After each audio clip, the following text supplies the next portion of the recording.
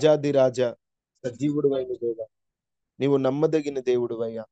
అయ్యా, ఈరోజు ఉదయకాల ప్రార్థనలో నీ మాటల ద్వారా మమ్మల్ని ఆదరించి బలపరిచి సరిచేసి స్థిరపరచండి అయ్యా. నీవు మాట్లాడితే మేము బ్రతుకుతాం దేవా. మీరు మాతో మాట్లాడమని, మీరు మమ్మల్ని దర్శించి బలపరిచి మీ శక్తితో నింపమని యేసు శక్తి కలిగిన నామములో అడిగి వేడుకుని ఉన్నాము తండ్రి, ఆమేన్. బైబిల్లో ఉన్న 66 పుస్తకాలను మనం ధ్యానిస్తూ వస్తున్నాం కదా. ప్రస్తుతానికి మనము ధ్యానిస్తున్నటువంటి పుస్తకము జకరియా గ్రంథము. జకరియా గ్రంథము జకరియా గ్రంథములో 14 అధ్యాయాలు మనకి కనిపిస్తాయి.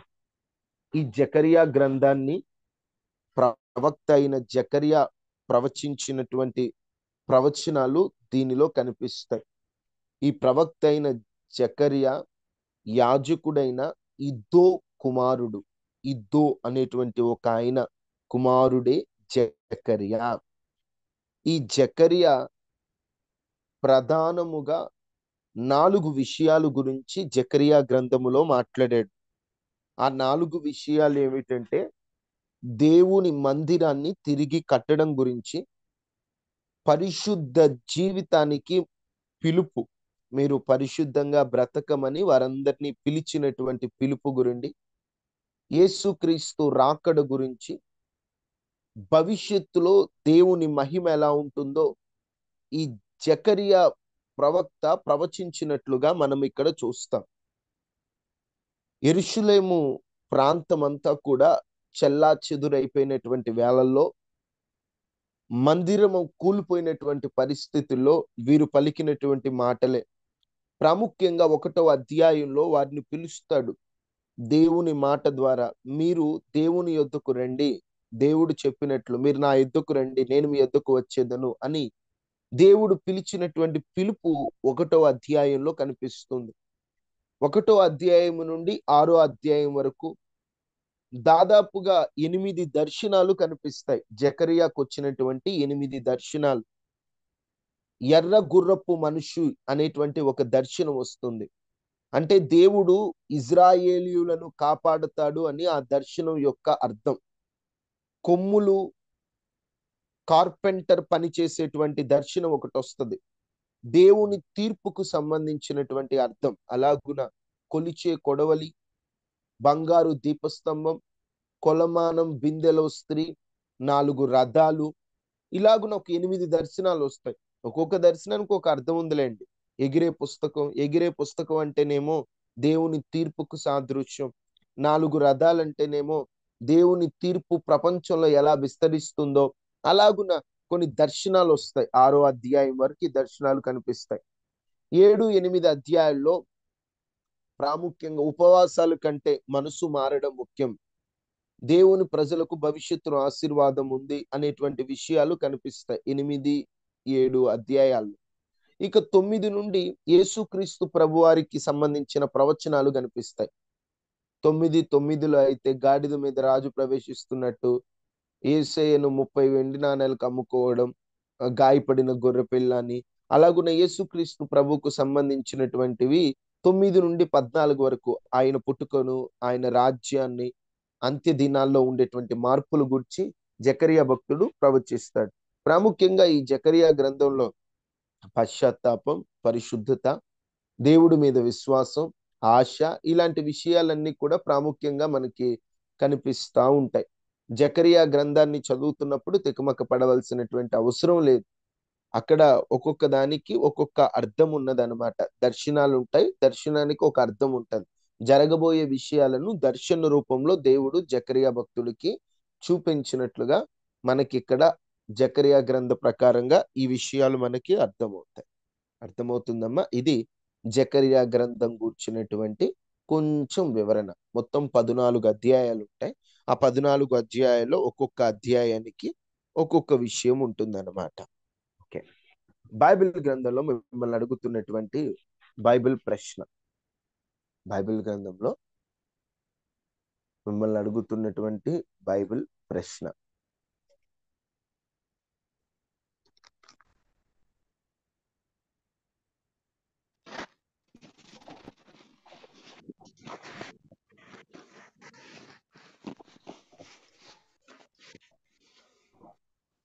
కొలనూలు చేత పట్టుకున్నటువంటి వ్యక్తి ఎవరు? బైబిల్లో ఒక ఆయన మొత్తం కొలనూలు చేత పట్టుకొని ఉంటాడు. ఆయన ఎవరు? నా ప్రశ్న అర్థమైందా? ప్రధాన దూత అనుకుంటాను. ఒకసారి ఆలోచించండి. కొలనూలు చేత పట్టుకుంది ఎవరు? యెహెజ్కేలు కాదమ్మా.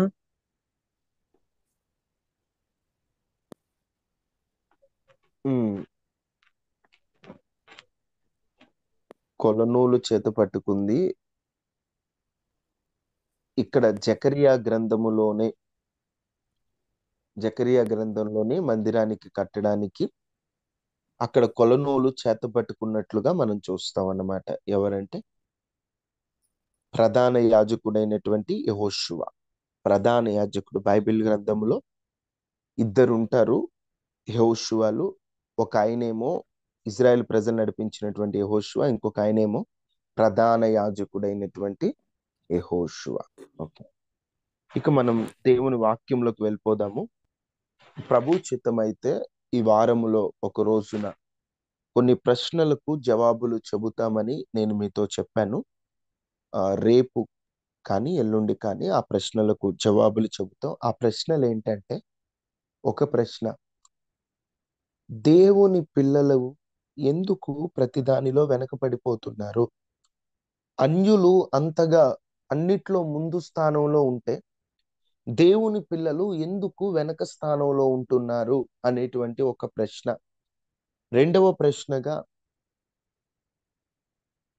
బైబిల్ గ్రంథములో దావీదు అపహాస్యం చేసి ఎగతాళి, అంటే ఒక మాటలో చెప్పాలంటే పిచ్చివాళ్ళలాగా ప్రవర్తించింది ఆకీషు రాజు యొద్ద కదా.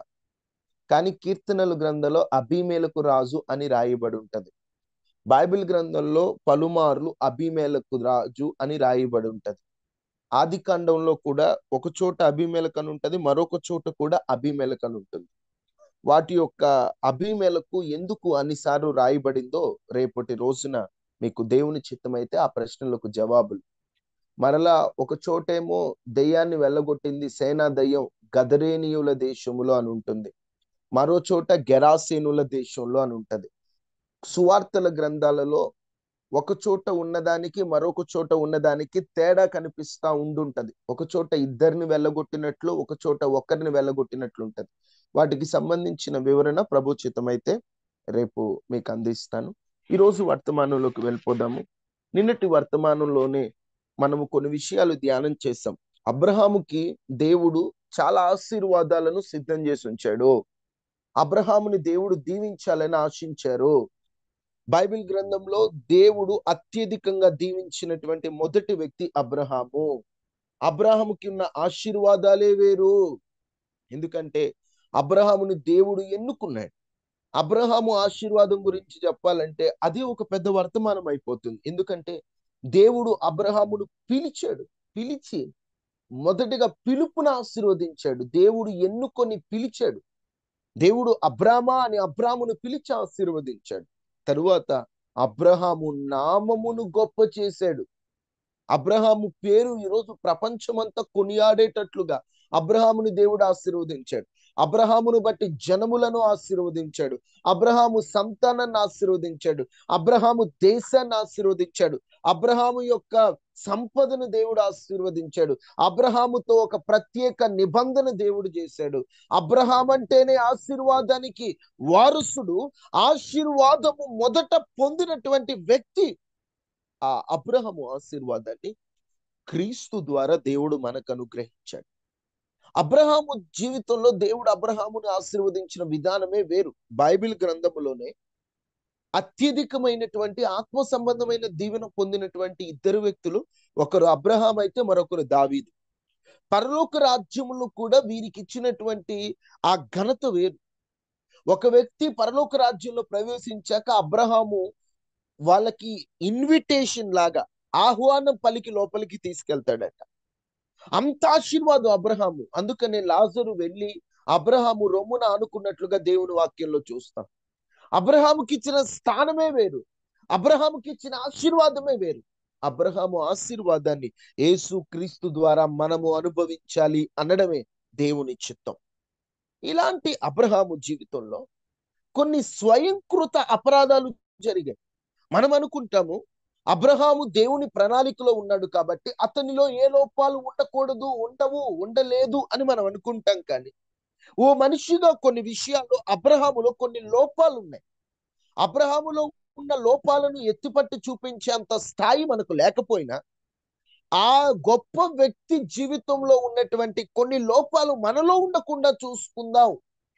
బైబిల్ గ్రంథంలో వారి మంచి జీవితాన్ని రాస్తూ వారిలో ఉన్న లోపాలను కూడా ఎందుకు రాశారంటే ఆ లోపాలు మనలో ఉండకూడదు, ఆ లోపాలు మనం వాటిని సరి చేసుకోవాలి, మనం ఆ పాపంలో పడిపోకూడదని దేవుని ఉద్దేశం. కాబట్టి ఆ విషయాలన్నీ కూడా స్పష్టంగా దేవుడు మనకి తెలియజేశాడు. దేవుని ఆశీర్వాదాన్ని అనుభవించాలనుకున్నప్పుడు కొన్ని స్వయంకృత అపరాధాలు, అంటే తెలిసి తెలియక, అర్థం కాక, తికమక్కను బట్టి, వయసు ఒరవడిని బట్టి, తొందరపాటును బట్టి అబ్రహాము జీవితంలో చిన్న చిన్న పొరపాట్లు చేశాడు.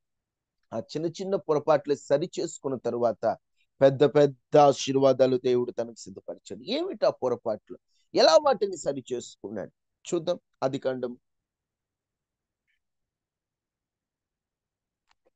12వ అధ్యాయము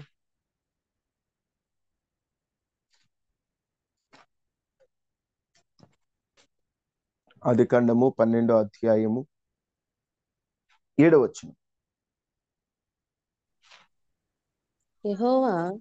యెహోవా అబ్రహాము ప్రత్యక్షమయ్యి నీ సంతానమునకు ఈ దేశం ఇచ్చేదనని చెప్పగా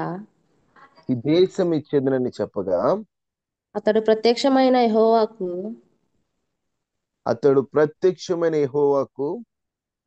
ఒక బలిపీఠమును కట్టెను. ఇక్కడ మనం గమనిస్తే అబ్రహాము బయలుదేరి వచ్చినప్పుడు అక్కడ ఏం జరిగిందంటే, అబ్రహాం అలా వస్తూ ఉన్నాడు. కనాను దేశమునకు వచ్చిన తర్వాత దేవుడు అబ్రహాంతో స్పష్టంగా మాట్లాడతాడు. అబ్రహామా, ఈ దేశాన్ని నేను నీకు ఇవ్వాలనుకుంటున్నాను, ఇదిగో ఈ దేశమంతా నీకే ఇస్తున్నాను, ఇది నీది, ఈ కనానులో నివసించేది నీవు అని దేవుడు చెప్పినప్పుడు అబ్రహాము వెంటనే దేవునికి ఒక బలిపీఠమును కట్టి తనతో మాట్లాడినటువంటి, తనకు చెప్పినటువంటి దేవునితో, అబ్రహాము మాట్లాడినటువంటి దేవునితో ఒక బలిపీఠం కట్టి అంతా దేవునికి అర్పించిన తర్వాత అక్కడ గుడారం వేశాడు. ఇంకా ప్రయాణం చేస్తున్నాడు. అప్పుడు దేశములో కరువు వచ్చింది.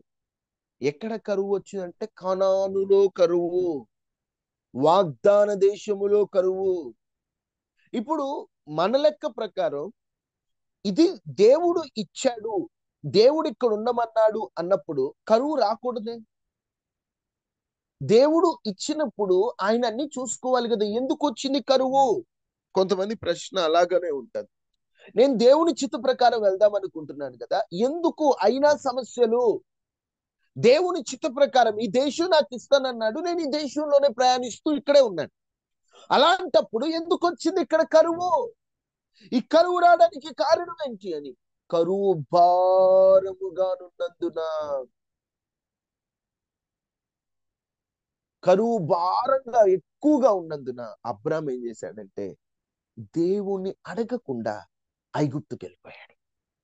ఇప్పుడు కనానులో కరువు ఉన్నా, అయ్యా నువ్వు ఇక్కడికి నడిపించావు, ఇక్కడ కరువు ఉంది, ఇక్కడ తినడానికి తిండి లేక బాధపడుతున్నావు, ఇబ్బందులు పడుతున్నావు, మా పరిస్థితి ఏం బాలేదు, ఎటెళ్ళమంటావని దేవుణ్ణి అడగలేదు. సైలెంట్ గా ఐగుప్తుకి వెళ్ళిపోయాడు. ఐగుప్తుకు వెళ్ళాడు. ఐగుప్తుకు వెళ్ళిన తర్వాత ఐగుప్తుకు ప్రవేశించి ఇక భార్యను చూసి, నువ్వు నా భార్య అంటే చంపేస్తారు, చెల్లని అబద్ధం చెప్తాడు.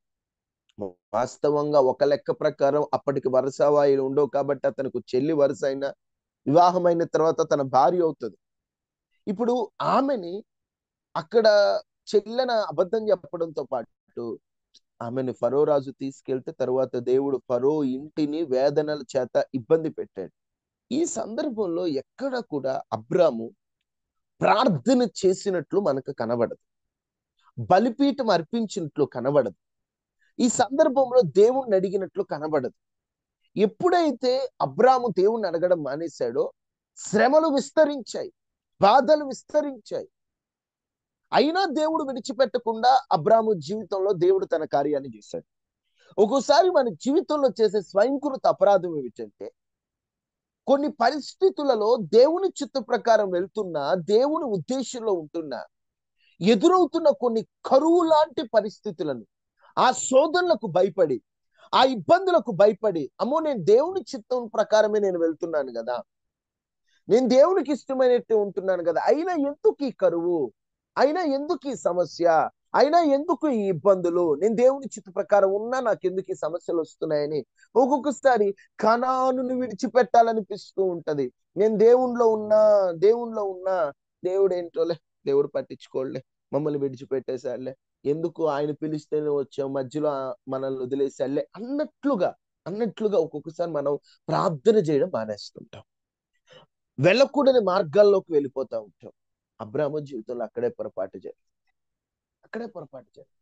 వాస్తవంగా అబ్రాముని దేవుడు ఆశీర్వదించి, దేవుడు అబ్రాము కుమారుడైన ఇస్సాకు ద్వారా ఆశీర్వదించబడాలనుకున్నాడు. కానీ అబ్రాము తొందరపడి చేసినటువంటి ఇంకొక స్వయంకృత అపరాధం ఏంటంటే హాగరును పెండ్లాడుట. హాగరు ఎక్కడి నుంచి వచ్చింది ఈయనకి? ఈ ఐగుప్తుకు వెళ్ళిన తర్వాత అక్కడిచ్చారు, అక్కడి నుండి వచ్చింది హాగరు. అంటే దేవుణ్ణి అడగకుండా వెళ్ళి వీరు కొన్ని తెచ్చుకున్నారు, వీళ్ళ దగ్గర చాలా ఉన్నాయి, కానీ వాటి ద్వారా అవి దేవుని చిత్తానికి వ్యతిరేకంగా మనకి కనిపిస్తా ఉన్నాయి. మన జీవితంలో కూడా ఒక్కొక్కసారి ఈ స్వయంకృత అపరాధాలు జరుగుతూ ఉంటాయి. తొందరపడి మనం కొన్ని చేస్తూ ఉంటామండి, కొన్ని పొరపాట్లు చేస్తూ ఉంటాం. అలాగున అబ్రాము చేసినటువంటి పొరపాటే దేవుణ్ణి అడగకుండా ముందడుగు వేయటం, దేవుని చిత్తాన్ని తెలుసుకోకుండా ముందడుగు వేయటం. చివరికి ఏమైందో తెలుసా? ఎంత బాధపడ్డాడంటే కొన్ని సందర్భాలలో, ఎంత వేదన పడ్డాడో కొన్ని సందర్భాలలో. ఈ రోజున మన జీవితంలో కూడా అలాగున మనకి ఏమన్నా ఉన్నాయేమో ఒకసారి మనల్ని మనము పరీక్షించుకుందాం. నేను దేవుని చిత్తంలో వెళ్ళాలి, నేను దేవుని ఉద్దేశంలో వెళ్తున్నాను. అలాంటప్పుడు నేను కొన్ని పరిస్థితుల్లో నా సొంత నిర్ణయం తీసుకోకూడదని మనం ముందుకెళ్ళిపోతూ ఉండాలండి. అబ్రాము జీవితంలో ఇదొక పొరపాటు మనకు కనిపిస్తుంటుంది. అప్పుడు అబ్రాము ఏం చేశాడంటే మరలా తనకు అర్థమైన తర్వాత బయటకు వచ్చేసిన తర్వాత తనకి విస్తారమైన ఆస్తి పెరిగిపోయింది, లోతుని పంపించేశాడు. అప్పుడు దేవుడు మాట్లాడాడు. ఇక అబ్రాము జీవితం అంతా కూడా ముందుకు వెళ్తా దేవుని చిత్తానికి లోబడతా ఆశీర్వాదం పొందేంత వరకు ఓపికతో సాగిపోయాడు. అబ్రాము జీవితంలో ఎన్నో పరిస్థితులు ఎదురయ్యాయి. అబ్రాము జీవితంలో దేవుని చిత్త ప్రకారంగా వెళ్తున్న కరువు వచ్చింది. అబ్రాముకే కరువు వచ్చిందంటే మన పరిస్థితి ఏంటి? కరువులో కూడా దేవుడు తన పిల్లల్ని పోషిస్తాడు. కరువులో కూడా దేవుడు తన పిల్లలు చేయి విడువడు. కరువులో కూడా దేవుడు తన పిల్లల పక్షాన ఉంటాడు. అందుకని కీర్తన 33:18 స్పష్టంగా రాయబడి ఉంటది కదా. కీర్తన 33:18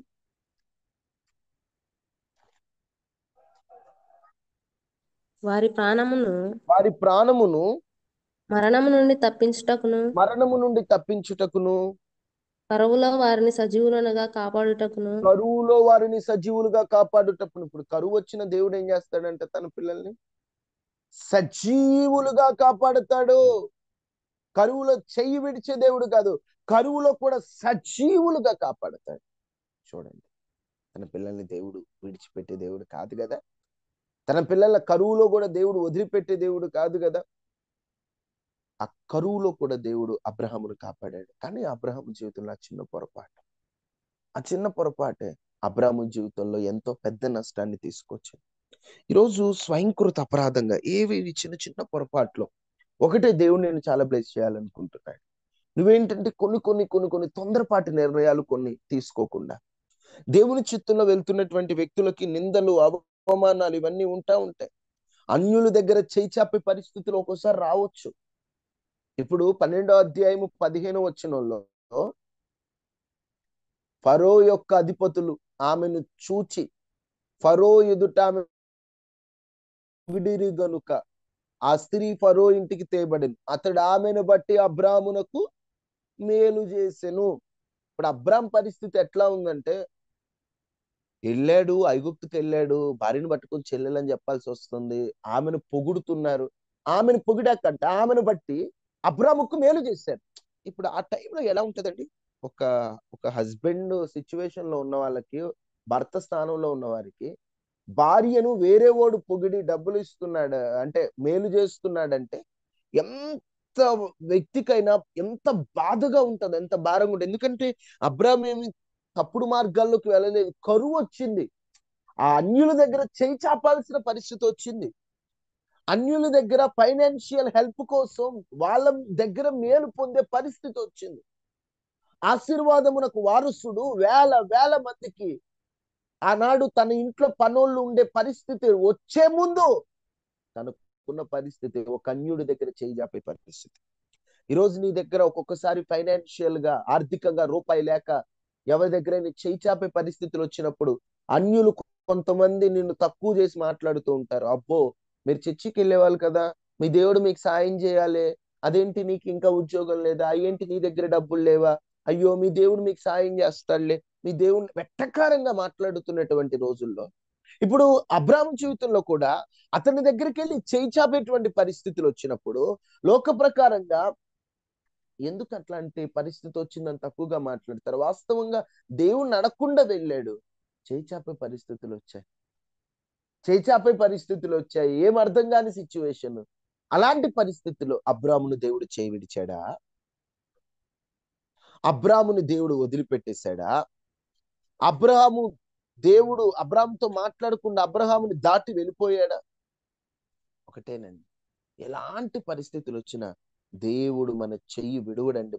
మనం ఆయన విడిచిపెడతామేమో గాని, మనం ఆయనను వదిలిపెడతామేమో గాని, మన దేవుడు చెయ్యి విడిచిపెట్టే దేవుడు కాదు. ఈ రోజు నీ పరిస్థితి కూడా ఒక్కొక్కసారి అన్యుల దగ్గర చెయ్యి చాపే పరిస్థితులు వస్తున్నాయి, అన్యుల దగ్గర మాట అనిపించుకునే పరిస్థితులు వస్తున్నాయి. నేను దేవుని పిల్లలు కదా, నేను దేవుని చిత్తంలో ఉన్నాను కదా, అయినా అన్యుల దగ్గర చేయి చాపే పరిస్థితి నాకెందుకు వచ్చింది, నా పరిస్థితి ఏంటి ఇట్లా అయిపోయింది, నేనేంటి ఇంత దిగజారిపోయినా, నువ్వు బాధపడద్దు. ఒక్కోసారి దేవుడు మనకు అది అనుమతి ఇస్తాడు. చివరికి ఎట్లా అవుతుందో తెలుసా, అబ్రాహాము ఇంట్లోనే ఎంతమంది పనోళ్ళు ఉన్నారు, ఒకసారి చూడండి, మీరే ఆశ్చర్యపోయేంత గొప్పగా దేవుడు అబ్రాహామును ఆశీర్వదించి, అబ్రాహాము ఇంట్లోనే ఎంతమంది పనోళ్ళు ఉన్నారు చూడండి, ఒకసారి ఆ రిఫరెన్స్ చూడండి. ఆదికాండం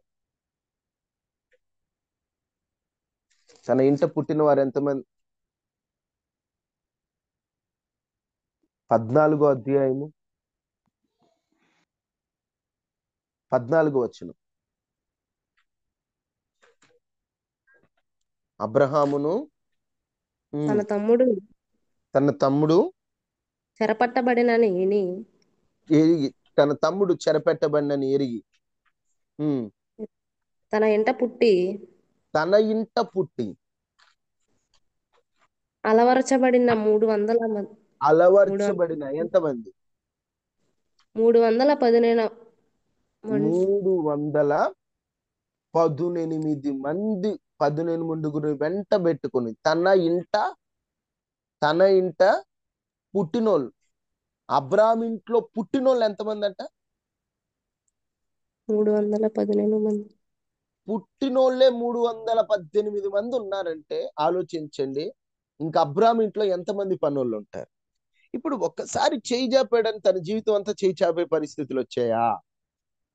ఒకసారి తన జీవితంలో తను చేయి చాపి వాళ్ళ దగ్గర సహాయం అడిగాడని తన లైఫ్ అంతా కూడా ఒకరి దగ్గర దేహి అని బ్రతికాడా? ఈరోజు నీ జీవితంలో కొన్ని పరిస్థితులు ఎదురైనప్పుడు నేను దేవుని బిడ్డనైంది, ఒకరి దగ్గర దేహి అని వాళ్ళని అన్యుల్ని అడగాల్సిన పరిస్థితి నాకు ఎందుకు వచ్చింది, నేను ఎందుకు ఇట్లా అయిపోయాను, ఒక్కోసారి నీ మీదే బాధ అనిపిస్తూ ఉండొచ్చు. కానీ ఒకటి గుర్తుపెట్టుకో, ఒక్కసారి నువ్వు చేయి చాపావంటే ప్రతిసారి చేయి చాపుతున్నట్లు కాదు. దేవుడు నిన్ను విడిచిపెట్టడు. ప్రతి అనుభవం దేవుడు ఏదో నేర్పించాలనుకుంటున్నాడు, ఆ అనుభవం ద్వారా దేవుడు ఆశీర్వదించాలనుకుంటున్నాడు, ఆ అనుభవం ద్వారా దేవుడు ముందుకు తీసుకెళ్లాలనుకుంటున్నాడు. అబ్రాహాము ఒక్కసారి అలా కోరుకున్నాడు. తర్వాత ఏంటో తెలుసా, అందరికి ఇచ్చేవాడిగా మారిపోయాడు. మెల్కీసెదెకు వస్తే తనకున్న దానిలో 10వ వంతు ఇస్తున్నాడు, మరొకరు వస్తే తనకున్న దానిలో ఇస్తున్నాడు. ఇచ్చేవాడిగా దేవుడు ఆశీర్వదించాడు. ఈరోజు నీ పరిస్థితి తీసుకునే స్థాయిలో ఉందేమో, కానీ ఒక రోజున నా దేవుడు నేను ఇచ్చే స్థాయిలో నిలబెడతాడని విశ్వసించు. ఎందుకో తెలుసా? దేవుడు తన పిల్లల చెయ్యి విడిచిపెట్టే దేవుడు కాదండి. తన పిల్లల్ని వదిలిపెట్టే దేవుడు కాదండి. తన బిడ్డల మధ్యలో అనాథలుగా చేసే దేవుడు కాదండి. మనం నమ్ముకున్నటువంటి దేవుడు సజీవుడైన దేవుడు. మనం నమ్ముకున్నటువంటి దేవుడు జీవము కలిగిన దేవుడు. మనం నమ్ముకున్నటువంటి దేవుడు చెయ్యి విడిచిపెట్టే దేవుడు కాదు. మనం నమ్ముకున్న దేవుని యొక్క స్థాయిని ఆలోచించండి. అబ్రాహాము జీవితంలో చిన్న చిన్న పొరపాట్లు జరిగిన, తన జీవితంలో కొన్ని పరిస్థితులకు దేవుడు అనుమతించిన, తను దేవుని చిత్తానుసారంగా ముందుకెళ్ళిపోయాడండి. దేవుని చిత్తానుసారంగా ముందుకెళ్ళిపోతూనే ఉన్నాడు. నాలో పొరపాట్లు ఉన్నాయి, ఇప్పుడు దేవుడు చెప్పకుండా నేను ఐగుప్తుకు వచ్చాను, ఇక్కడ చేయి చాపే పరిస్థితులు వచ్చాయని చెప్పేసి వెనకడుగు వేయలా. తను ఒక చిన్న పొరపాటు చేసిన మళ్ళీ వెంటనే సరి చేసుకొని మళ్ళీ వెంటనే దేవుని చిత్తానుగా ఇంకా ఆలోచించినట్లున్నాడు. గొడవలు అవుతున్నాయి, కలహాలు మొదలయ్యాయి. అక్కడి నుంచి వచ్చాక ఏవేవో జరుగుతున్నాయి. వెంటనే లోతును పంపించేశాడు. లోతును పంపించేసిన తర్వాత అప్పుడు దేవుడు అతనితో మాట్లాడాడు. ఇంకా ఇంకా తన జీవితంలో ఇంకా ముందుకు వెళ్తుంటే ఒక సందర్భంకి వచ్చేసరికి దేవుడు బలివ్వమంటాడు అబ్రహాముని. బలివ్వమని దేవుడు చెప్తాడు, ఉండు నేను వస్తానంటాడు. దేవుడు వచ్చే సమయానికి అబ్రాము గాఢ నిద్రలోకి వెళ్ళిపోతుంటాడు. ఇక్కడ మనం ఆలోచిస్తే, ఒకటి అక్కడ పొరపాటు అబ్రాముది ఏంటంటే తొందరపాటు నిర్ణయం. ఇక్కడ అబ్రాముది ఏంటంటే తాను స్థిరము లేని మనస్సు. దేవుడు వచ్చేంత వరకు ఎదురు చూడమంటే గాఢ నిద్రపోతాడు. ఆదికాండము 15వ అధ్యాయము 12వ వచనం.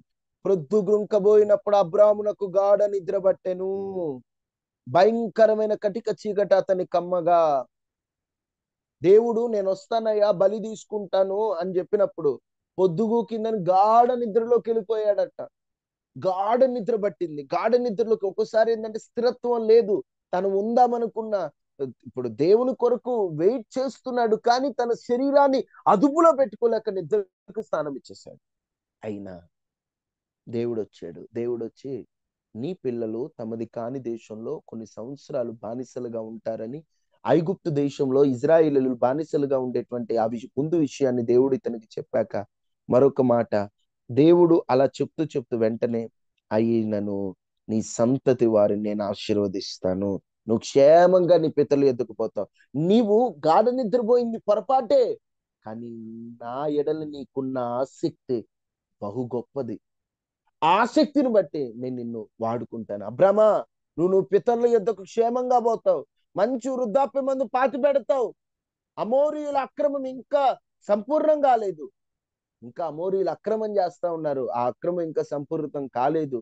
నేను ఇక్కడ మరలా వస్తావు నువ్వు అని చెప్పి అబ్రాముని బ్లెస్ చేసి దేవుడు వెళ్ళిపోతాడు. శాపముతో ఆరంభించినటువంటి దేవుని మాట ఆశీర్వాదంతో ముగియటానికి కారణం, తన జీవితంలో స్థిరము లేనటువంటి ఆ పొరపాటున్న తన ఆసక్తిని బట్టి ప్రభుదేవి చూడండి.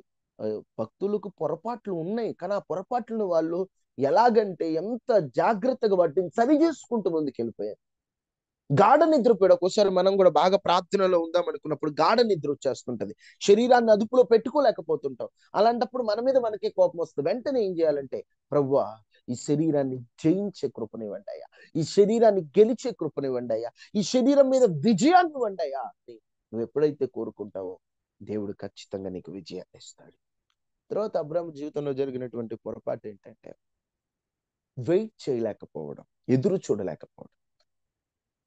తన భార్య వచ్చి ఆగర్ను పెళ్లాడమన్నప్పుడు అబ్రాహాము నో చెప్పకుండా ఆగర్ను పెళ్లి చేసుకుంటే, ఎందుకంటే ఎదురు చూడలేకపోతున్నాడు. మాటలు, ఆ ప్రెషర్ పెరిగిపోతుంది. ఇంకెప్పుడు పిల్లలు, ఈ సంవత్సరం అంటే దేవుడు ఇచ్చే టైం దగ్గర పడినప్పుడు అబ్రాహాము తొందరపడిపోయాడు. దేవుణ్ణి అడగకుండా. అబ్రాహాము జీవితంలో దేవుణ్ణి అడగకుండా చేసినవన్నీ ఐగుప్తుకు సంబంధించినవి. అందుకనే ఒక్కొక్కసారి యెషయా గ్రంథంలో రాయబడి ఉంటది, ఐగుప్తు నీడను మీరు ఆశ్రయిస్తున్నారు అని. అంటే ఒక్కోసారి అబ్రాహాములో ఉన్నటువంటి ఈ మిస్టేక్ మనలో కూడా ఉంటది ఒక్కోసారి.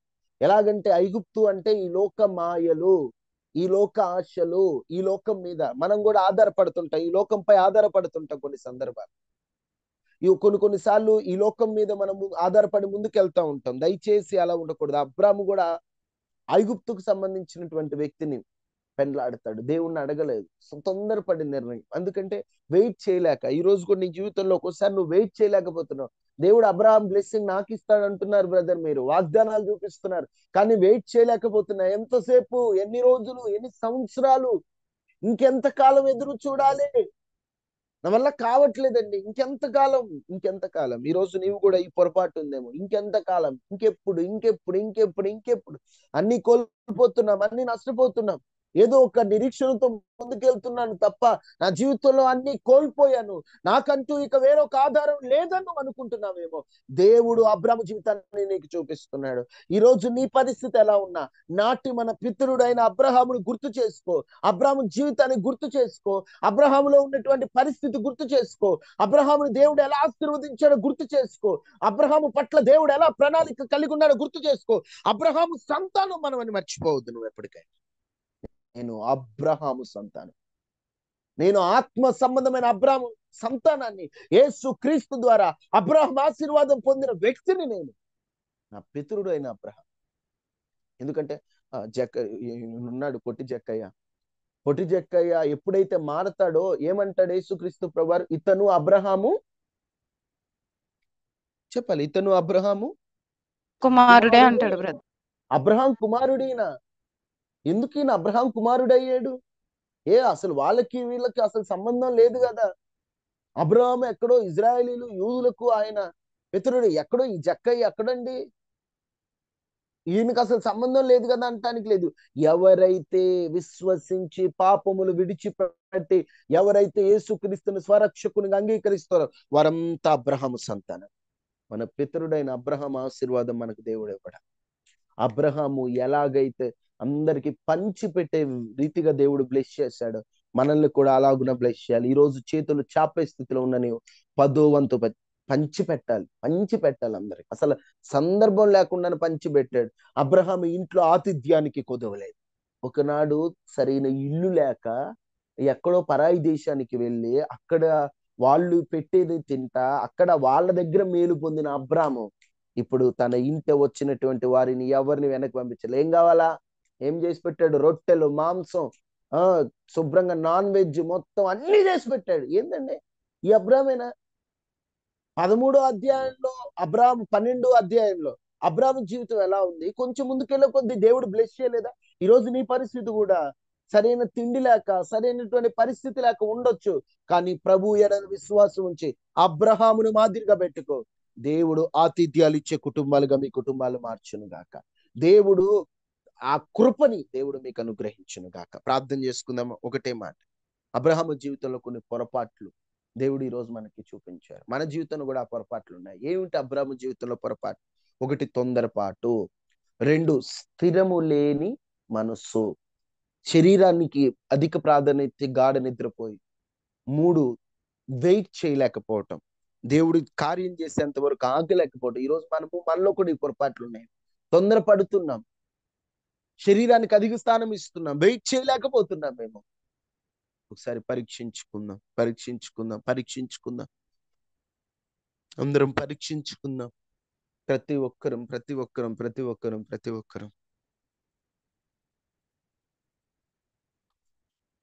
మహాపరిశుద్ధుడ, మహోన్నతుడ, మాట్లాడే దేవా నీకు వందనాలు. నిజమే తండ్రి, మా పితరుడైన అబ్రహామును మా ఎదుట పెట్టారు. ఎంత బ్లెస్సింగ్! అబ్రహాం తన సిచ్యువేషన్ మొదట సరిగ్గా లేకపోయిన తర్వాత ఎంతగానో ఆశీర్వదించావు. మా పరిస్థితి కూడా అంతే కదయ్యా. అయ్యా, మా జీవితంలో కూడా కొన్ని మాటలు మీరు మాకు బయలుపరిచినందుకు, తెలియచేసినందుకు వందనాలు ప్రభువా. అబ్రాహాము జీవితంలో ఎలాగైతే మొదట తను ఏమీ లేని స్థితి నుంచి ఆతిథ్యాలు ఇచ్చే స్థితికి వెళ్ళాడు, ఏమీ లేని స్థితి నుంచి అయ్యా 10% మెల్కీసెదెకు ఇచ్చేటువంటి స్థితిలోకి వెళ్ళిపోయాడు. మాతో మాట్లాడారు. నిజమే, మేము కూడా ప్రభువా ఇప్పుడు ఏమీ లేని స్థితిలో ఉన్నాం. అయ్యా, మా పరిస్థితిని ఎరిగిన దేవుడు, ఆర్థికంగా ఎంతో చితికిపోతున్నారో నువ్వు చూస్తున్నావు. ప్రతి ఒక్కరిని మీరు లేవనెత్తమని అయ్యా, బిడ్డల జీవితంలో మీరుండి గొప్ప కార్యం చేయమని. అనారోగ్యంతో ఉన్న వారికి ఆరోగ్యాన్ని ఇవ్వండి, మానసికంగా కృంగిపోయిన వారికి ధైర్యాన్ని ఇవ్వండి, బలహీనతలో బలాన్ని ఇవ్వండి.